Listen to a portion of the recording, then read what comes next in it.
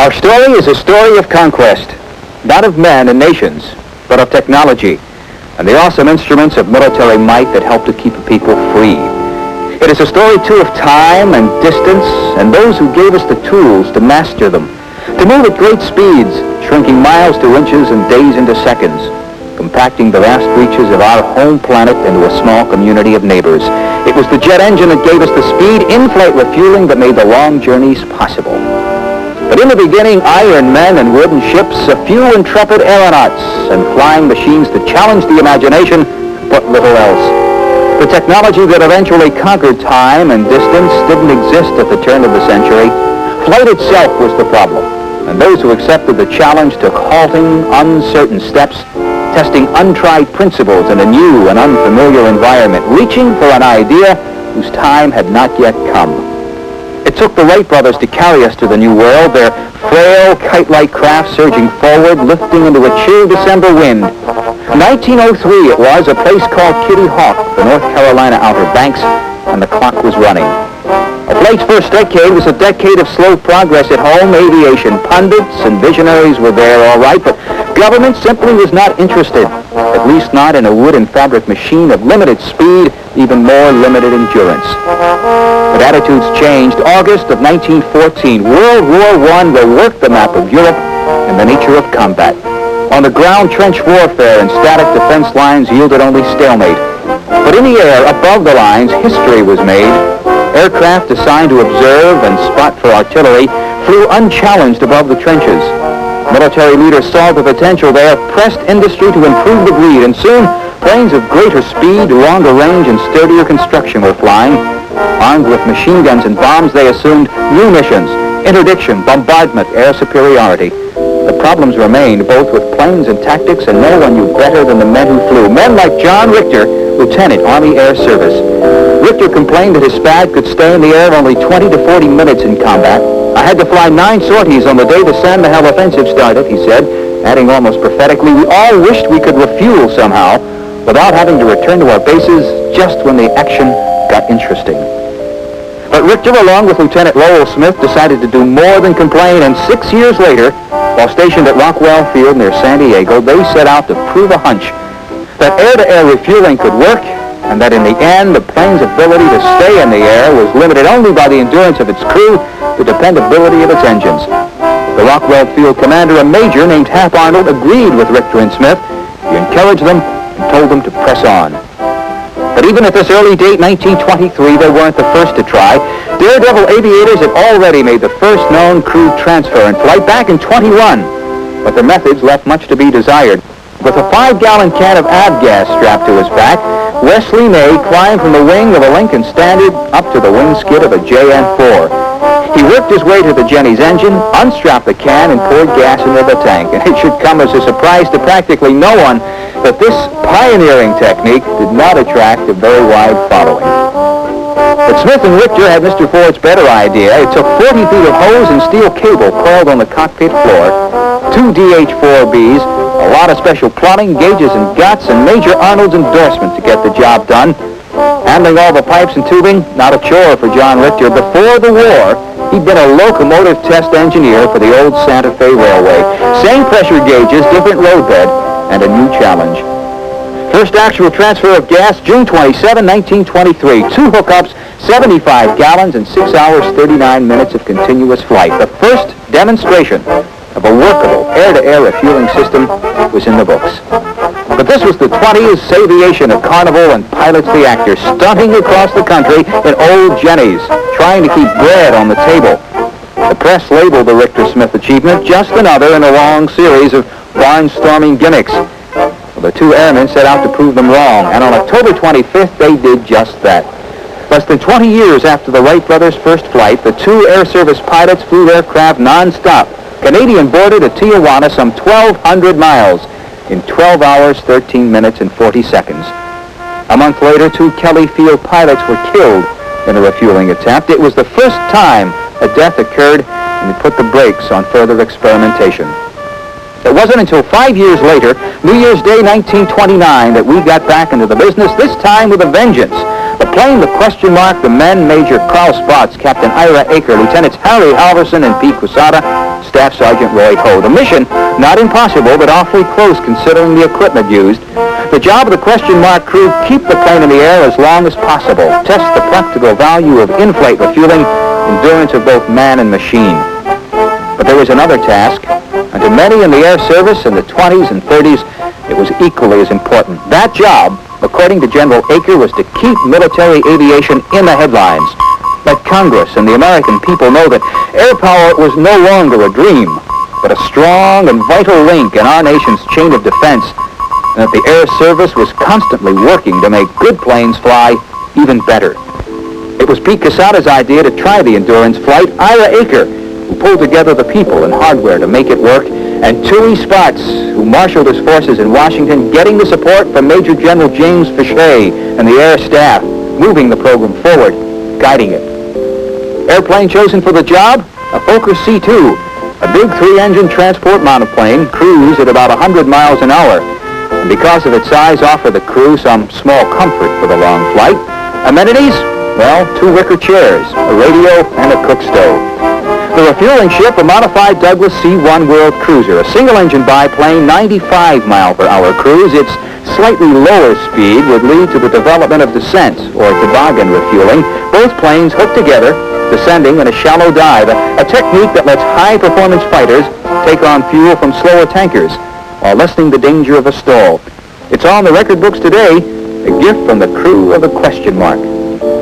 That crew helped write the refueling book, and it had its share of problems. One of them, getting the refueling ship to move on the ground from a standing start when fully loaded. General Quesada said later the airplane could fly, it just couldn't taxi. Quesada's solution, very simple. 2 crew members dropped their feet to the ground through a hole in the fuselage and started pushing. Once inertia was overcome, they hopped back on board, the rest a piece of cake. Takeoff of the historic flight, 7:27:47 hours, January 1st, 1929. The place, Metropolitan Airport, Van Nuys, California. The crew spent the next 6¼ days in the air, shuttling between San Diego and Santa Monica, a distance of about 110 air miles. To keep her in the air, Question Mark linked to her refueling ship 43 times, a total of 5 hours, 32 minutes. 9 of those contacts made at night. The 2 ships cruised at 80 miles an hour, some 15 to 20 feet apart, at altitudes ranging from 2,000 to 3,000 feet during the day, 5,000 to 7,000 at night. Captain Aker, Lieutenant Quesada did most of the flying. Major Spotts handled the tricky refueling chores, the transfer of food, messages, and equipment from the mothership. Standing in the 80-mile-per-hour slipstream in goggles, a rubber face mask, gloves, and raincoat, and looking like some creature from an early science fiction epic, wrestled the blocky hose to the fuel tanks, often getting drenched for his efforts when unstable air currents separated the 2 planes. That fuel hose, by the way, borrowed from a local fire department, and we still don't know whether it was ever returned. The flight attracted newsmen from all over the country, and the curiosity of a couple of young air cadets from San Diego who asked the usually mild-mannered Harry Halverson if they could take a look. Well, Halverson was not in a particularly good mood. He turned on the 2 youngsters and yelled, "You blasted flying cadets, get out of here." Courtesy LeMay and Frank Griswold turned around and did as they were told. The Spotts family, too, wanted to see the historic flight. Mrs. Spotts brought the girls out from the east to watch. They visited the field on the 4th day, and as the plane flew overhead, everyone shouted. Everyone, that is, but little Becky. Her mother told her, "Wave to Daddy, Becky. He's been up there 4 days. Don't you think that's wonderful?" Said Becky, "I think it's silly." By this time, fatigue beginning to set in, the plane neither airtight or very quiet, and after 4 or 5 days, everyone getting a bit groggy. Of more immediate concern, a gradual power loss in one of the engines. Now, the crew stayed up as long as it could, but landed while they still had enough power to pick their own spot. That point reached on the 7th day, 150 hours, 40 minutes, 15 seconds into the flight, Question Mark down near Burbank at what's now the Lockheed Aircraft Plant. Final statistics, impressive, even by today's standards. Transferred from the mothership to the Question Mark, 5,660 gallons of gasoline, 245 gallons of oil, 17 meals, water, batteries, and other supplies, all told some 40 tons during almost 1 week of continuous flying. The flight over, but not the story of air-to-air refueling. For the next 18 years, it was the British who did most of the serious development and experimenting. Squadron leader Richard Atcherley, during the 30s, looking for new ways to make refueling safer and easier. A looped hose technique he developed doing that job. Sir Alan Cobham modified the Atcherley system in 1934 when he formed Flight Refueling Limited. His goal, commercially market the idea. And 5 years later, the first successful trial of commercial transatlantic mail service using flight refueling equipment. 16 crossings from Shannon, Ireland to Botwood, Newfoundland. Passenger runs scheduled for the following year. But the war put an effective damper on further development. Our Army Air Forces entered the picture again in 1942 when Flight Refueling was asked to install its equipment on a B-24 tanker and a B-17 receiver. Successful tests were actually conducted at Eglin that year, but the project never moved beyond the test phase as our bombers were able to meet their mission range requirements without aerial refueling. It wasn't until the development of the A-bomb, the end of the hot war, and the start of the cold that we moved ahead once again. SAC determined it was absolutely essential that we be able to hit any target, anywhere, from any base at any time, and air-to-air refueling the only answer. And once again, Flight Refueling called in, this time 1948, to convert 100 B-29s as receivers, another 60 as tankers. At the same time, Wright Field given the go-ahead to develop an improved system. But to prove the capability of in-flight refueling to both friend and foe alike, a B-50 Super Fortress sent on a special mission early 1949. The Lucky Lady 2, commanded by Captain Jim Gallagher, left Carswell Air Force Base, Texas, February 26th, returned some 94 hours later after circling the globe without once stopping to refuel. That Super Fort was gassed up while airborne 4 times during its record-shattering trip. By 1950, higher aircraft speeds and the requirement to service single-seat fighters pointed to the need for newer, faster, more efficient systems. Both Boeing and Flight Refueling given the task.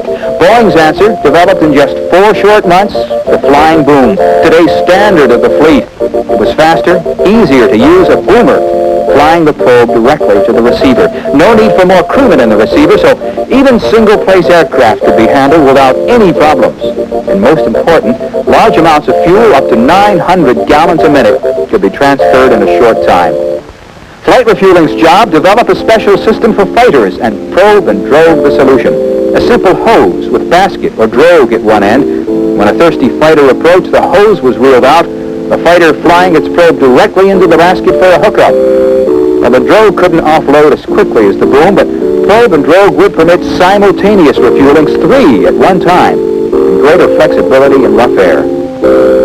So Air Force now had the tools and the chance to use them. The Korean War, our bases close to the front, sometimes too close. There was no real need for aerial refueling, but if we lost air superiority and had to fly our missions from Japan, the need would be great, and in-flight refueling the only answer. That system had to be proven. It had to be proven operationally. In September of 1950, Colonel Dave Schilling led a flight of 2 F-84s across the Atlantic on the first non-stop jet fighter crossing. Now, there were problems, but Schilling proved the technique could work. And later, the 116th Fighter Bomber Wing gave the system a thorough wringing out under semi-combat conditions in Korea.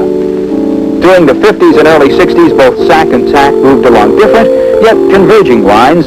TAC with B-29s and KB-50s, refueling first and second generation jet fighters. SAC with her KC-97s, later KC-135s, working with an increasingly more jet-age bomber force. In-flight refueling gave SAC its strategic deterrent power, no potential enemy target out of range of any SAC bomber.